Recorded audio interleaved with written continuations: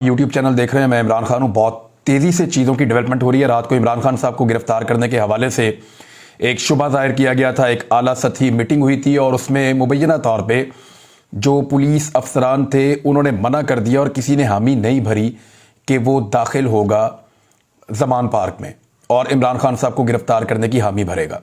तो पुलिस अफसरान ने जब ये नहीं किया और कारकुन बहुत छोटे से नोटिस पर चंद मिनटों में, बारिश के बावजूद, शदीद सर्दी के बावजूद हज़ारों की तादाद में वहाँ पहुँच गए।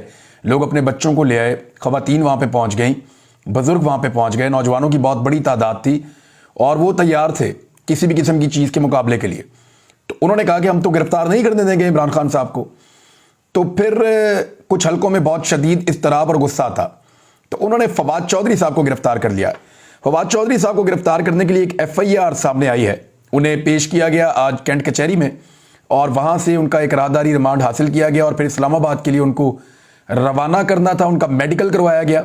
ये सारी चीज़ें चल रही थी तो लाहौर हाई कोर्ट के अंदर ये केस टेकअप हुआ।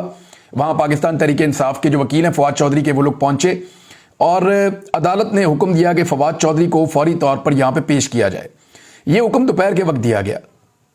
उस वक्त जो फवाद चौधरी साहब थे वो लाहौर में मौजूद थे, लेकिन फौरी तौर पे अदालती अहकामात को नज़रअंदाज करते हुए जस्टिस तारिक सलीम शेख साहब हैं, जस्टिस जनाब तारिक सलीम शेख साहब, उन्होंने ये हुक्म दिया था कि फवाद चौधरी को अदालत में पेश किया जाए। लेकिन उसके बाद फवाद चौधरी को अदालत में पेश नहीं किया गया, बल्कि लाइल्मी का इजहार किया गया, जिस पे अदालत बरहम हुई।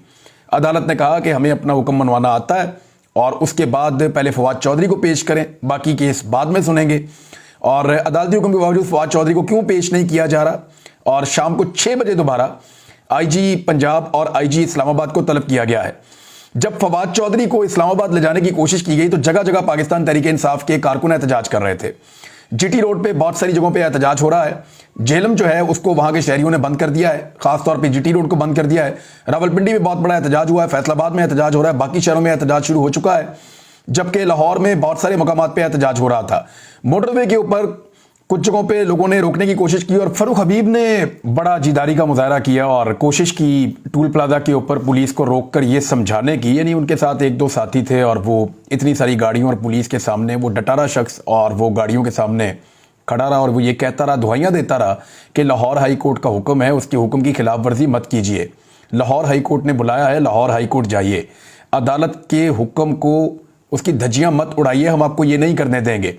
और वो शख्स काफ़ी देर तक रोकता रहा। बहरहाल पुलिस क्योंकि ताकत में ज़्यादा थी, उन्होंने धक्के वक्के दिए और वहाँ से जगह बनाकर फरूख हबीब को धकेल कर फवाद चौधरी को लेकर फिर वहाँ से रवाना हो गए। फवाद चौधरी जब अदालत में मौजूद थे तो काफ़ी मजबूत नज़र आए, मुस्कुराते हुए और पुरअज़म नज़र आए, डरे हुए नहीं थे, घबराए हुए नहीं थे और वो ऐसा लगता है कि इन चीज़ों के लिए पाकिस्तान तहरीक इंसाफ के लोग तैयार हैं। उन्हें पहले से आइडिया था कि जब वो दोनों असम्बलियाँ तहलील करेंगे तो ये जो सहूलतकार हैं या जो पाकिस्तान के ताकतवर हलके हैं वो अपने मोहरों को इस्तेमाल करते हुए एक मरतबा फिर उनके लिए ज़मीन तंग करने की कोशिश करेंगे, लेकिन इसका पॉलिटिकल फ़ायदा पाकिस्तान तहरीक इंसाफ को होगा। फवाद चौधरी एक हीरो की तरह नज़र आ रहे थे लोगों को और उनका जो सोशल मीडिया के ऊपर इस वक्त स्टेचर बड़ा है, जिस जुर्रत के साथ वो अदालत में थे, जैसे उन्होंने बात की, उन्होंने कहा कि इतनी पुलिस मेरे पीछे लगाई है जैसे जेम्स बॉन्ड को पेश कर रहे हैं, मेरा राहदारी रिमांड नहीं बनता, मेरा मेडिकल भी करवाया जाए, मुझे दहशतगर्दों की तरह अदालत में पेश किया गया। उन्होंने कहा कि ये अशराफिया हमारे मुल्क को नहीं चलने देगी, अगर ये बगावत है तो पूरे 22 करोड़ अवाम को ये बगावत करनी चाहिए। इलेक्शन कमीशन पर तनकीद जारी रखेंगे। उनका कहना था जो मुकदमा हुआ है उस पर फ़ख्र है। नेल्सन मंडेला पर भी यही मुकदमा था, कहा जा रहा है मैंने बगावत की है, मैं साबिक वजीर और सुप्रीम कोर्ट का वकील हूँ, मुझे इज्जत और एहतराम के साथ ट्रीट किया जाए। मेडिकल उनका करवाया और उसके बाद उनको किया गया। लेकिन लाहौर हाई कोर्ट ने IG पंजाब और IG इस्लामाबाद को तलब कर दिया है और 6 बजे उन्हें कहा है कि आप फवाद चौधरी को लेकर पेश हों। यानी जो मजाक उड़ाया गया कानून के साथ और अदालती हुक्म की धज्जियां उड़ाने की कोशिश की गई, अल्टीमेटली आपके पास जो रास्ता होता है वो अदालत का ही होता है।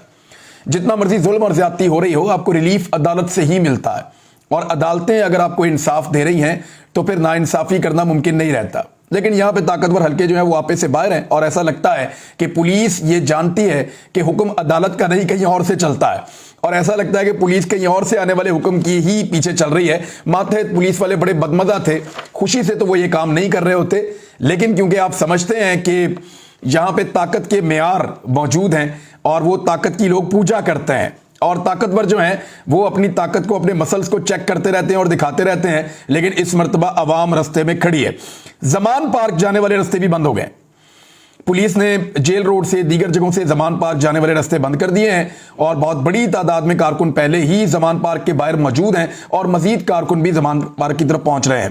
لاہور ہائی کورٹ میں بھی کارکن بہت بڑی تعداد میں گئے تھے. اب وہاں پہ کیا ہوتا ہے وہ میں بعد میں آپ کو رپورٹ کرتا ہوں, لیکن اس وقت تک لاہور ہائی کورٹ کے اندر پیش کرنے کے لیے فواد چودھری صاحب کو واپس لانے کا کیا سٹیٹس ہے, یہ خبر تھوڑی دیر میں آ جائے گی, وہ خبر بھی ہم آپ کے ساتھ شیئر کریں گے. بہرحال آپ نے ایک چیز پہ غور کیا ہوگا کہ جو غداری اور بغاوت کا مقدمہ ہے نا, یہ کوئی عام طور پہ پاکستان میں ہوتا نہیں ہے. ان مقدمات کا مدعی کوئی اور ہوتا ہے اور بنتا کوئی اور ہے. ارشد شریف پہ غداری کے اور بغاوت کے مقدمے تھے, ایکچولی مدعی کوئی اور تھا, مدعی بنے کوئی اور تھے. وہ تو منشیات فروش ٹائپ کے لوگ تھے جو مدعی بنے تھے. اسی طرح میرے ساتھ بھی ایسے ہی مقدمات ہوئے, صابر شاکر پہ ہوئے, سمیع ابراہیم پہ ہوئے اور بہت سارے لوگوں پہ. بغاوت اور غداری کے مقدمے کا جو کاپی رائٹ ہے نا, وہ کسی بہت, آپ کو پتا ہے کہ طاقتور لوگوں کے پاس ہے. یہ ان کا کاپی رائٹ ہے اور وہ یہ مقدمے پاکستان میں کرواتے ہیں, چاہے کسی بھی کروائیں. پہلے بھی ہوتے رہے, ہم لوگ پہلے لوگ نہیں ہیں جن پہ مقدمے ہو رہے ہیں, پہلے بھی ہوتے رہے. اور یہی بغاوت کا مقدمہ جو ہے وہ اب سیاستدانوں کے اوپر بھی کروایا جاتا ہے. اور کہا یہ گیا ہے کہ فواد چودھری صاحب نے جو الیکشن کمیشن ہے ان کو منشی کہا ہے, الیکشن کمیشن کو کسی کا منشی قرار دیا ہے, اس کے اوپر یہ مقدمہ ہو گیا ہے. اب اس کے اوپر کیسے مقدمہ ہو سکتا ہے اور اس پہ کون سی دفعہ لگے گی اور کیسے کاروائی ہوگی, یہ سوچنے والی بات ہے. ویسے جو متن ہے اس میں یہ بھی کہا گیا ہے کہ انہوں نے یہ بھی کہا کہ آپ لوگوں نے یہاں رہنا, آپ کی نوکری جو ہے وہ چھوٹی ہوتی ہے اور آپ لوگوں نے چلے جانا ہوتا ہے. تو یہ بات تو پاکستان کے جرنیلوں کو آصف علی زرداری نے کہی تھی کہ تم نے 3 سال کے لیے آنا ہے, ہم نے یہی رہنا اور ہمیشہ رہنا ہے, ہم تمہاری اینٹ سے اینٹ بجا دیں گے. پاکستان کے جرنیلوں کو آصف علی زرداری نے کہا تھا. کوئی مقدمہ نہیں ہوا, گرفتار نہیں ہوا. تو اسٹیبلشمنٹ کے جو لاڈلے ہوتے ہیں نا, وہ کچھ بھی کہتے رہیں, وہ گرفتار نہیں ہوتے. مثال کے طور پہ میں آپ کو ایک چیز سناتا ہوں, یہ ذرا سنیں آپ. یہ جناب رانا ثناء اللہ صاحب ہیں اور یہ کیا کہہ رہے ہیں. پاکستان کی عدلیہ اور پاکستان کا کوئی جج تمہارا ساتھ نہیں دے گا. ہم ہر اس عدالت کا اور جج کا گھراؤ کریں گے جو تمہارے اس گندے اور گھٹیا ایجنڈے کو پروان چڑھانے کے لیے آپ ان کے خلاف داماد کریں. اچھا, اس کے علاوہ چیف سیکرٹری کو بھی, آئی جی کو بھی, سب کو اسی طرح کی گندی گندی دھمکیاں دی تھی رانا ثناء اللہ صاحب نے. لیکن کیونکہ اسٹیبلشمنٹ کے منظور نظر بنے ہوئے تھے تو رانا ثناء اللہ صاحب ایک دور میں وہ اسٹیبلشمنٹ کے منظور نظر نہیں تھے, تو ان کے اوپر جو ہے وہ اس وقت منشیات کا ایک پرچہ بنا کر, ایک وقوع جعلی بنا کر ان پہ ڈالا گیا تھا. پھر یہی رانا ثناء اللہ ہیں, ان کو ایک دفعہ اٹھا لیا گیا تھا, ان کی ٹینٹ کر دی گئی تھی اور ان کی بھویں بھی کاٹ دی گئی تھی اور ان کو بڑا رسوا کیا گیا تھا اور یہ اسی حالت میں اسمبلی پہنچ گئے تھے. بہت مشکل وقت رانا ثناء اللہ صاحب نے گزارا ہے ماضی میں. لیکن ابھی کیونکہ یہ اسٹیبلشمنٹ کے منظور نظر ہیں تو یہ کچھ بھی کہتے رہیں, ججز کو دھمکیاں دیں, کچھ بھی کہیں, تو ان کے اوپر جو ہے اور ان کو نشان عبرت بنانے کی لوگوں کو بات کریں اور گھیراؤ کرنے کی بات کریں تو ان کے اوپر کوئی مقدمہ نہیں ہوتا, ان کے خلاف کوئی کاروائی نہیں ہوتی. لیکن دوسری جانب سے کوئی شخص الیکشن کمیشن کی زیادتی پہ بھی بات کرے یا تنقید کرے تو تنقید کرنے کے اوپر بغاوت کے مقدمے درج ہو رہے ہیں اس ملک میں. یعنی کتنی انٹرسٹنگ بات ہے کہ تنقید کرنے والوں پہ بغاوت کے مقدمے درج کیے جا رہے ہیں. اب مزید گرفتاریوں کا پلان ہے, وہ بھی میں آپ کو بتاؤں گا. لیکن کینٹ کو بند کر دیا گیا پاکستان تحریک انصاف کے ان لوگوں کے لیے جو کینٹ کچہری جانا چاہتے تھے فواد چودھری صاحب کی پیشی کے موقع پر. یعنی وہاں پہ بہت بھاری تعداد میں لا انفورسمنٹ کھڑی تھی اور انہوں نے منع کر دیا کہ آپ اندر داخل نہیں ہو سکتے, اور وہاں پہ لوگ پوچھ رہے تھے, ویڈیوز بنا رہے تھے. تو کیا کنٹونمنٹ کا علاقہ جو ہے وہ کوئی اور ملک ہے, کسی اور جگہ پہ ہے؟ اور جو پاکستان تحریک انصاف کے کارکن جانا چاہ رہے تھے عدالت میں پیشی کے موقع پر, کیا وہ پاکستانی شہری نہیں تھے, ان کے پاس گرین کارڈ نہیں تھا؟ تو یہ بڑی عجیب صورتحال ہے جو پاکستان میں ہو رہی ہے. کچھ جو بیکاری دانشور ہیں وہ اس کے اوپر عجیب عجیب وجوہات پیش کر رہے ہیں.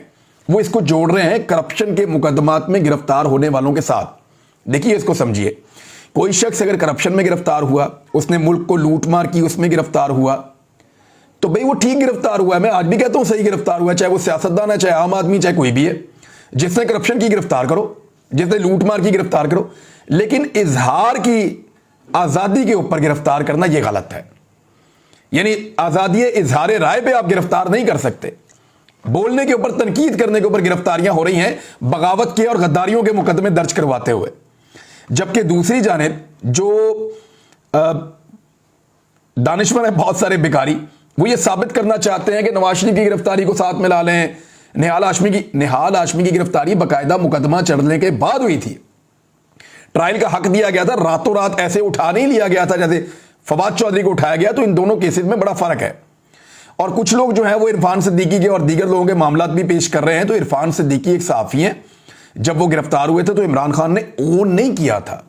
याद रखिए, इमरान खान की दौरे हुकूमत में सहाफियों के साथ जितना जुल्म होता था, शदीद तरीन दबाव के बावजूद, उन सहाफियों से मुखालफत के बावजूद इमरान खान साहब उस जुल्म को ओन नहीं करते थे। उन्होंने नहीं कहा कि अब सारा आलम को ठीक गोलियां लगी हैं। उन्होंने नहीं कहा कि मुतीउल्लाह जान को दुरुस्त उठाया गया और सही फेंटा लगाया गया। उन्होंने नहीं कहा कि इस बंदे के घर में घुस के जो हरकत की गई है ये सही की गई है। उन्होंने नहीं कहा कि इरफान सिद्दीकी की गिरफ्तारी पे मैं बड़ा खुश हूं और ये बिल्कुल ठीक हुआ है। उन्होंने नहीं कहा कि मैं लोगों के प्रोग्राम बंद करवाना चाहता हूं और मैं इसको ओन कर रहा हूं। अहमद मीर ने अपने मुंह से कहा कि इमरान खान ने मेरे प्रोग्राम बंद नहीं करवाया, मेरा प्रोग्राम तो बंद करवाया किसी और ने, बहुत ताकतवर हल्कों ने, एस्टेब्लिशमेंट ने बंद करवाया। इमरान खान की क्या जरूरत थी? लेकिन जब डील होगी तो कहा कि एस्टेब्लिशमेंट नहीं, इमरान खान था, ये गुनाहगार है, इससे मैं जवाब लूंगा, इसको देना पड़ेगा। तो कार्रवाई वही डालते हैं। इमरान खान के दौर में भी वही ताकतवर लोग कार्रवाई डालते थे, आज पीडीएम के दौर में भी वही ताकतवर लोग कार्रवाई डाल रहे हैं। फर्क पता क्या है कि इमरान खान के दौर में इस कार्रवाई को ओन नहीं करती थी गवर्नमेंट, लेकिन जो मौजूदा गवर्नमेंट है वो इस तरह की फाशिस्ट हथकंडों को और इन कार्रवाइयों को ओन करती है। मैं फिर कह रहा हूं कि जो करप्शन में पकड़े जाएं, चोरी डकैती में पकड़े जाएं, लूट मार में पकड़े जाएं, मुल्क का पैसा खाने में पकड़े जाएं, उनका केस अलग है, उसको इसके साथ जोड़कर नहीं देखना चाहिए। वो तो एनआरओ लेके भाग गए हैं, उनके ऊपर तो केसेस बनने चाहिए, उनको गिरफ्तार करके लूट का पैसा बरामद करना चाहिए।